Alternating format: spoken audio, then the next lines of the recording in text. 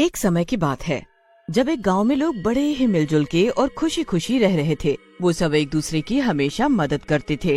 एक दिन की बात है जब गांव में सब लोग मिलकर एक महोत्सव मनाने का सोचते हैं। वो उस महोत्सव की बड़ी धूमधाम से तैयारी करते हैं। अरे हरिया भैया, आपने फूलों का इंतजाम कर लिया या नहीं? हाँ भाभी, मैंने फूल वाले को बोल दिया है, वो शाम को ताजे फूल ले आएगा। और आपने खाने का बंदोबस्त कर लिया ना?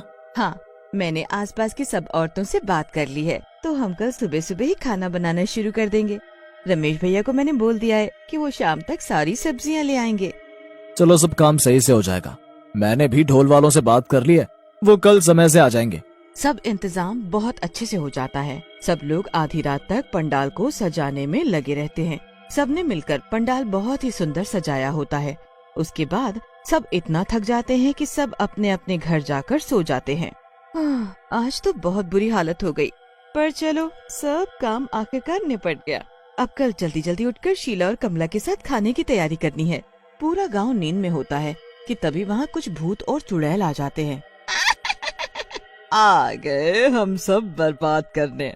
हमारे होते इस गांव में कोई जश्न, कोई खुशी और कोई भी महोत्सव कैसे हो सकता है? इन लोगों को कितनी बार समझाया, पर इनको समझ ही नहीं आता कि हमें ये खुशी मनाना पसंद नहीं, पर फिर भी ये मानते ही नहीं। नहीं मानते ना तो कोई नहीं, इस बार हम ऐसी तबाही करेंगे कि आगे से इनकी 7 पुश्तें भी कोई खुशी मनाने से डरेगी। हाँ चलो, सब बर्बाद करते हैं, बड़ा मजा आएगा। सारे भूत और चुड़ैल मिलकर सब तोड़ फोड़ करना शुरू कर देते हैं और कुछ ही देर में गांव वालों की सारी मेहनत बर्बाद कर देते हैं। सारे फूल, सारी सजावट, सब कुछ वो तोड़ फोड़ देते हैं। उसके बाद वो जश्न मनाते हैं और खूब खुश होते हैं। अब इन गांव वालों को हमारी बात समझ आएगी। अरे पर ये बड़े ठीक लोग हैं, क्या पता दोबारा तैयारी करना शुरू कर दे। तो हम एक काम करते हैं, अपने तंत्र मंत्र से ऐसी तबाही वाली बारिश करते हैं कि ये लोग अपने घरों से भी न निकल पाएं। अरे हाँ, ये तो अच्छा तरीका है। हाँ चलो, अब अपने भूतिया इलाके में चलते हैं। सारे भूत और चुड़ैल गांव में एक सुनसान जगह होती है, तो वो सब वहीं रहते हैं। गांव में सब बर्बाद करने के बाद वो अपने उस इलाके में चले जाते हैं और कोई शैतानी पूजा करने लगते हैं, जिससे बारिश शुरू हो जाए और गांव के लोग दोबारा वो महोत्सव की तैयारी शुरू ना कर पाएं। सुबह 4 बजे तक भूतों और चुड़ैलों के तंत्र मंत्र चालू रहते हैं और 4 बजते ही बारिश शुरू हो जाती है। बारिश के शुरू होते ही सब खुशी से झूम उठते हैं। अरे वाह, बारिश शुरू हो गई है, अब ये दोबारा महोत्सव की तैयारी नहीं कर पाएंगे। भूत और चुड़ैल मिलकर नाचने लगते हैं और बड़े ही खुश होते हैं। सुबह 4 बजे माला खाना बनाने के लिए उठती है, तो उसे बाहर से पानी गिरने की आवाज सी आती है और फिर घर के अंदर भी पानी आ रहा होता है। माला दरवाजा खोलती है तो बाहर इतनी तेज बारिश हो रही होती है कि सब जगह पानी भरने लगता है। हे भगवान, इस मौसम में बारिश कैसे हो गई? हमारा पंडाल, मुझे अभी जाकर सबको बताना पड़ेगा। माला जल्दी से शीला और कमला को जाकर बताती है। फिर वो हरिया और मनोज और बाकी लोगों को भी जाकर उठाते हैं। सब गांव वाले मिलकर पंडाल देखने जाते हैं, पर बाहर इतनी तेज बारिश हो रही होती है कि छाता भी किसी काम नहीं आ रहा होता। उन लोगों के पैर भी पानी में डूब रहे होते हैं। जैसे तैसे लोग जब पंडाल तक पहुंचते हैं तो सब तहस नहस हो रखा होता है। पंडाल की ऐसी हालत देखकर सब दंग रह जाते हैं। हे भगवान, ये सब क्या हो गया? हमारी सारी मेहनत बर्बाद हो गई। ये सब देखकर तो ऐसा लग रहा है जैसे ये सब किसी ने जानबूझकर किया है। बारिश से ऐसा नहीं हो सकता। ये तुम सही बोल रही हो, ये बारिश से तो नहीं लग रहा। ये कहीं उन भूत चुड़ैलों का काम तो नहीं? हाँ भैया, ये उनका ही काम है। वो देखो जरा, कीचड़ में पैरों के निशान। आखिर कब इन भूत चुड़ैलों से हमारे गांव को छुटकारा मिलेगा? जब भी गांव में कुछ खुशी का मौका होता है, ये आकर सब बर्बाद कर देते हैं। सही कहा तुमने। अब हम कर भी तो क्या सकते हैं? हमारे बस में इनको खत्म करना नहीं है। इनका अंत एक दिन भगवान खुद करेंगे। देखना, जब धरती पर अत्याचार बढ़ जाता है तब भगवान खुद न्याय करते हैं। सब लोग उन भूतों और चुड़ैलों को कोस ही रहे होते हैं कि तभी सभी भूत चुड़ैल वहाँ प्रकट हो जाते हैं और जोर जोर से हंसने लगते हैं। सही पहचाना तुम सबने, ये सब हमने ही किया है। तुम लोगों को 1000 बार समझा दिया और इतनी बार हमने इस गांव में तबाही की, पर तुम लोग फिर भी यहाँ पंडाल डालकर बैठ गए। भगवान से डरो। जब भगवान का आशीर्वाद हमारे ऊपर है तो हमारा तुम भूत चुड़ैल कुछ भी नहीं कर पाओगे। चलो सब घर चलते हैं और भगवान से इन लोगों के अंत की प्रार्थना करते हैं। हाँ हाँ, जाओ जाओ, कुछ नहीं कर पाएगा हमारा कोई, न तुम और न भगवान। सब लोग अपने अपने घर चले जाते हैं। वहाँ घरों में भी पानी आने लगता है। जिन लोगों की रसोई और चूल्हा नीचे होता है वो सब पानी में डूब जाता है, पर कोई फायदा नहीं होता। बार बार पानी फिर से अंदर आ जाता है। लोगों के बर्तन और बाकी सामान अब पानी में तैरना शुरू हो जाते हैं। हे भगवान, ये क्या हो रहा है? अब तो छत से भी पानी टपकना शुरू हो गया है। शीला का घर बड़ा ही कच्चा होता है। सब जगह से पानी टपकने लगता है।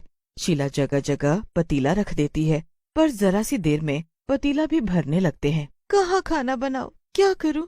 सब भीग गया। ये कैसी बारिश है जो बंद होने का नाम ही नहीं ले रही। पूरा गांव बारिश की वजह से परेशान हो जाता है। सब लोग बस भगवान से बारिश बंद होने की प्रार्थना करते रहते हैं। 2 दिन तक यही चलता रहता है। भूत और चुड़ैल लोगों की हालत देखकर खुशी से पूरे गांव में घूम रहे होते हैं। 2 दिन के बाद फिर अचानक सब बदल जाता है। लोगों के घरों से पानी अपने आप निकलने शुरू हो जाते हैं और वो एक ही जगह बहने लगता है। अरे ये क्या? ये पानी अपने आप कैसे निकल रहा है और ये किस तरफ जा रहा है? शीला बाहर आकर देखती है।